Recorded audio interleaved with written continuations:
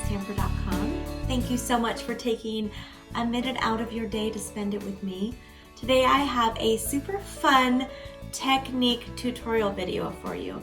I'm going to show you how to create these fun backgrounds that can be used in any of your crafty projects. So we'll go ahead and jump right in and get started. Okay, so I'm going to let you know everything you'll need to create one of these backgrounds. It's actually quite simple. You just need a background stamp set. Now you really can do this technique with anything you'd like, but I'm going to show you with our background stamps. And these are the current background stamps we have right now. Buffalo check, all wired up, stacked stone, which is one of my favorites. I love stacked stone. Birch, dry brush, and camouflage. And it's just really fun to see how they just change up a background just by embossing and using the clear. Now these background stamps you can purchase in wood mount, where you have a wood mount that's included, or you can just purchase one of our size, F blocks, and then you only really need one. I have 3, which is nice for this video, but you only need one. Okay, so I'm gonna start with my background stamps. You need a Versamark and clear embossing powder, and then you can use any color cardstock that you want. So this technique will work with any of our cardstock colors, which is really nice. So I think I'm going to go ahead and start with the Bumblebee. This is from our new In Color collection, and you also need background paper, so I'm using our grid paper. And let's see here. This is cut at 4 by 5 1/4, which is just my first layer always for my background. Oops. And I'm going to get everything ready. I'll just set these aside. And what I do I have 2 different spaces when I'm making these. Usually I'm making more than one at a time. So it's a great way to have it set up in advance. So I'll take one of our grid papers and I'll just fold it in half like this. And then when I am stamping on my ink and I want to transfer it to the cardstock, I put it in this little sandwich here. So I'll have that one ready to go.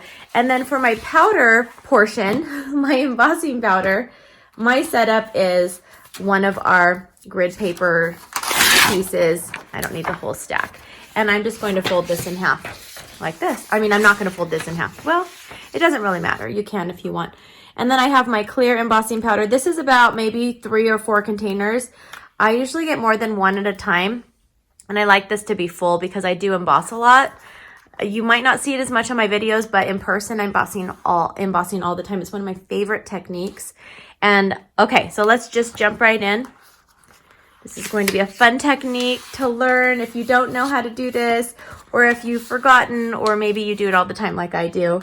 It's just a great little refresher. Okay, so what I'm going to do first is I'm going to take my, which one did I start? I'm going to start with the birch stamp set, or stamp, and I'm going to go ahead and ink that up using our Versamark. And I'll go ahead and just ink this up upside down. Now I'm going to do this upside down. I always stamp my backgrounds. Now you can use our regular ink as well and make some fun backgrounds, but this is just a different look. And I'm using the same ink pad with all of the colors. It's the true purpose of the watermark pad. And now I have the Bumblebee cardstock.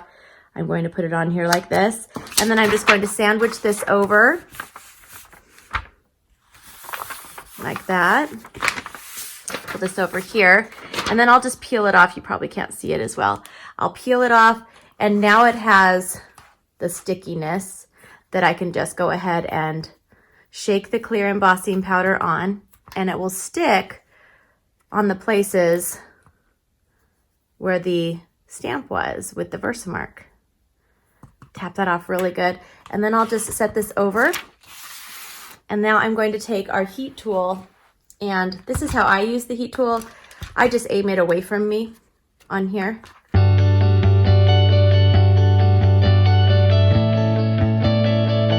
So now we have our finished embossed background with the birch. And it's got this raised finish, and it's also nice and shiny and glossy, and it's going to be super fun on the background of one of my projects. Okay, so the next one, I'll go ahead and continue this because it's always fun. I love watching others emboss. So I'm going to go ahead and continue this, and I'm going to do my favorite one out of the three. This is the camouflage background, and I'm going to use Old Olive, cut it 4 by 5 1/4, and I'll just do the same thing. I'll ink this up. So super easy to ink up, and I go over a couple times. I'm really pressing. You can kind of feel it. If your Versamark is getting a little dry, you can always buy our refill to refresh it. Everything you see in this video can be purchased directly from my shopping page, shopmypinkstamper.com, if you're in the United States. Okay, let's go ahead and we'll do the same thing with this one. It's just fun to see this process. I love doing the technique tutorials. And of course, you're going to probably see finished cards with all of these backgrounds on mypinkstamper.com, on my website. Okay. And it'll stick for a few seconds, but not, you don't want to leave it too long. It won't stick as much. Okay, so there is our second one. We'll go ahead and I'll start the embossing process.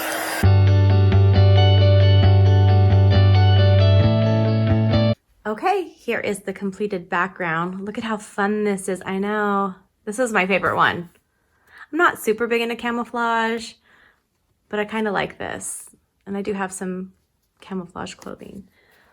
That's kind of fun as well. All right, so of course I'm going to have my last background with the brand new Magenta Madness, because of course I have to do a pink one just for fun.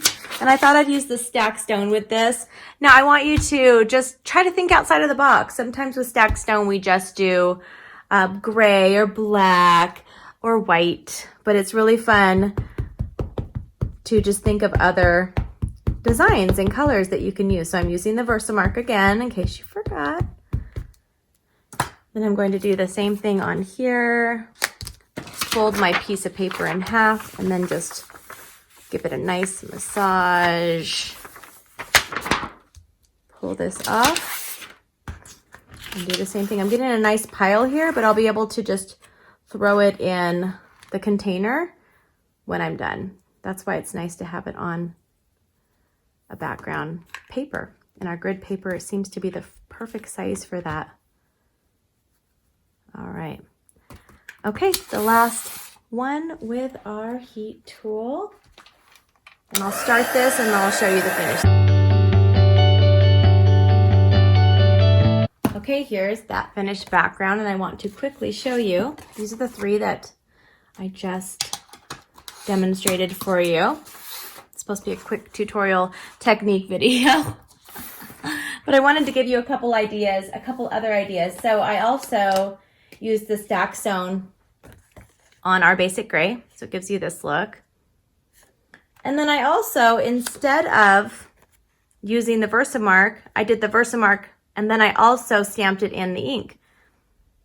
And I was able to get the opposite effect. So I hope you enjoyed this week's technique tutorial video, and I will see you soon. Bye.